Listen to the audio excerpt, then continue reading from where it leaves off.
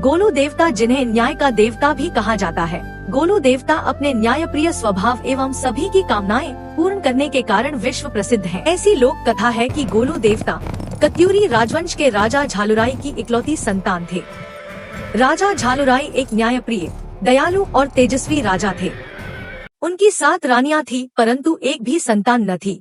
उनको अपना वंश आगे न बढ़ पाने का डर था, जिस कारण वह काफी चिंतित रहते थे। एक दिन राजा एक ज्योतिष से मिले, जिसने राजा को भगवान भैरव की तपस्या करने को कहा। इसके बाद राजा ने घनघोर तपस्या कर भगवान भैरव को प्रसन्न किया। भगवान भैरव ने दर्शन देकर राजा के तपस्या का कारण पूछा।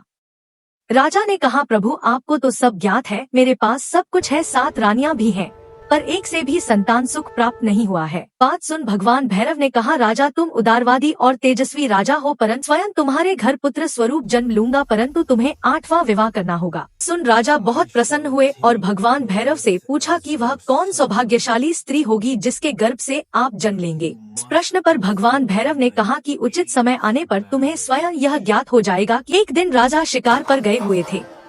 पूरे दिन शिकार के पश्चात उन्हें प्यास लगी तो सेवकों से पानी मांगा, पर सेवक पानी की तलाश में निकल गए और काफी देर तक न लौटे। तो राजा उनकी तलाश में एक तालाब के किनारे पहुँचे, जहाँ उनके सिपाही मूर्छित पड़े थे।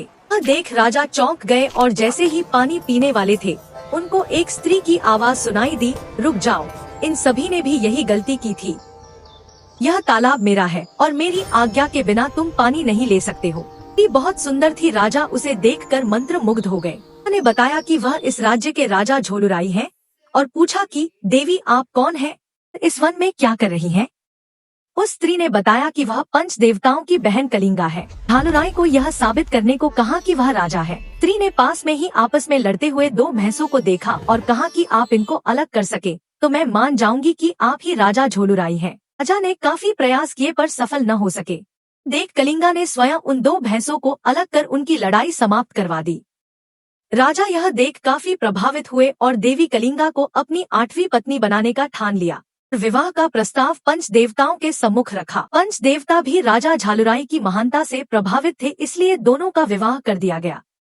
कुछ ही वक्त बाद रानी कलिंगा गर्भवती हो गयी। यह देख 7 रानियां रानी कलिंगा से जलने लगी। तो रानियों ने मिलकर यह योजना बनाई कि कैसे भी रानी कलिंगा की संतान को खत्म करना है। तो रानियों ने रानी कलिंगा से कहा कि एक ज्योतिष ने उन्हें बताया है कि जन्म के वक्त अगर तुम अपनी संतान को देखोगी तो वह मर जाएगी। जल्द ही प्रसव का दिन आया। रानी कलिंगा की आंखों पर पट्टी बांध दी गई। रानी ने पुत्र को जन्म दिया। 7 रानियों ने बच्चे को गौशाला में फेंक दिया ताकि बच्चा पशुओं के पैरों तले आकर मर जाए। और रानी कलिंगा को बताया कि उसने सिलवट्टे पत्थर को जन्म दिया है और खून से लथपथ पत्थर कलिंगा की गोद में दे दिया। वहीं दूसरी तरफ गौशाला में पड़े बच्चे को खरोच तक नहीं आई। गाय का दूध पीकर बच्चा सकुशल था। यह देख 7 रानियों ने बच्चे को नमक के ढेर में दबा दिया, पर वह नमक का ढेर चीनी के ढेर में बदल गया। इसके बाद बिच्छुओं के बीच फेंक दिया, पर बच्चे का बाल भी बाका न हुआ। जब रानियों को कुछ न समझ आया तो बच्चे को संदूक में बंद करके काली नदी में बहा दिया।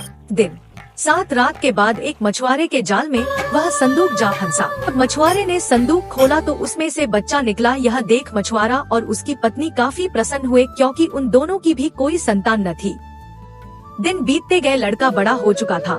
वहीं दूसरी तरफ राजा झालुराई अपनी किस्मत से काफी निराश थे। दिन लड़के को अपने सपने में ज्ञात हुआ कि वह राजा झालुराई के पुत्र हैं और उनकी सौतेली माँ 7 रानियों ने धोखे से उन्हें अपने माता पिता से दूर कर दिया है। अपने जीवन का उद्देश्य, जन्म से जुड़ी घटनाएं, सब कुछ याद आ गया। कुछ ज्ञात होने के पश्चात लड़का अपने पिता मछुआरे के पास गया और घोड़े की मांग की।